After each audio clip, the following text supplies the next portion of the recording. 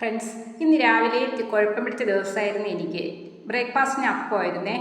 അപ്പച്ചട്ടിയിൽ ഉണ്ടാക്കി എപ്പോഴത്തേക്ക് അത് ഇളകി വരുന്നതേ ഇല്ല, അതിൽ തന്നെ ഒട്ടിപ്പിടിച്ചിരിക്കുന്നേ. പിന്നെ ഞാൻ ദോശക്കല്ലെടുത്ത് വെച്ച് അപ്പം ഉണ്ടാക്കി.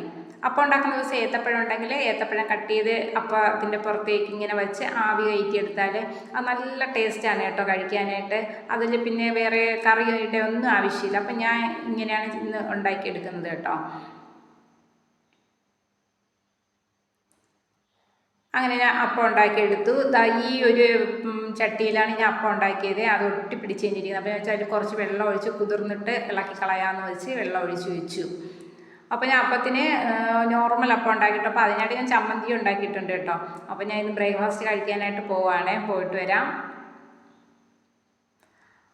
അപ്പോൾ ബ്രേക്ക്ഫാസ്റ്റിന് ശേഷം പിന്നെ ലഞ്ചിൻ്റെ പ്രിപ്പറേഷൻ തുടങ്ങി. ഇന്ന് ഞാൻ ടൊമാറ്റോ റൈസ് ഉണ്ടാക്കാമെന്ന് വെച്ച് നോക്കിയപ്പോൾ മസാലയില്ല കേട്ടോ. അങ്ങനെ മസാല വറുത്തെടുക്കുകയാണ്. പെരിഞ്ജീരകം, പട്ട, ഗ്രാമ്പു, ഏലക്ക, തക്കോല എല്ലാം ഉണ്ട് കേട്ടോ. അതെല്ലാം കൂടെ വറുത്ത് പൊടിച്ചിട്ട് നല്ല മണമായിരിക്കും.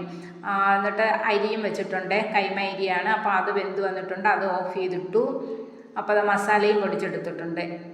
ഇനി നമ്മുടെ സവാള, തക്കാളി എല്ലാം വരട്ടി അതിൻ്റെ മസാലയൊക്കെ റെഡിയാക്കിയിട്ടുണ്ട്. ഇനിയും ചോറിട്ട് കൊടുത്ത് എല്ലാം കൂടെ മിക്സ് ചെയ്തെടുക്കാം. അപ്പോൾ ഇതിൻ്റെ ടൊമാറ്റോ റൈസിൻ്റെ ഷോർട്ട് വീഡിയോ ഞാൻ നേരത്തെ ഇട്ടിട്ടുണ്ട്. അതാണ് ഇത് ഫുള്ളായിട്ടൊന്നും കാണിക്കാത്തത് കേട്ടോ. അപ്പോൾ ലാസ്റ്റിൽ മല്ലിയിലേക്ക് ഇട്ടു. അപ്പോൾ നെയ്യ് കുറച്ച് എടുത്ത് ഇടാനായിട്ട് ഞാൻ മറന്നുപോയി. അപ്പോൾ ലാസ്റ്റിൽ ഒന്ന് നെയ്യും കൂടെ തൂക്കി കൊടുത്തിട്ടുണ്ട്. അങ്ങനെ റൈസ് കഴിക്കാനായിട്ട് എടുത്തിട്ടുണ്ട്. അപ്പോൾ ഇന്നത്തെ വീഡിയോ ഇഷ്ടമായെങ്കിൽ ലൈക്ക് ചെയ്യണേ.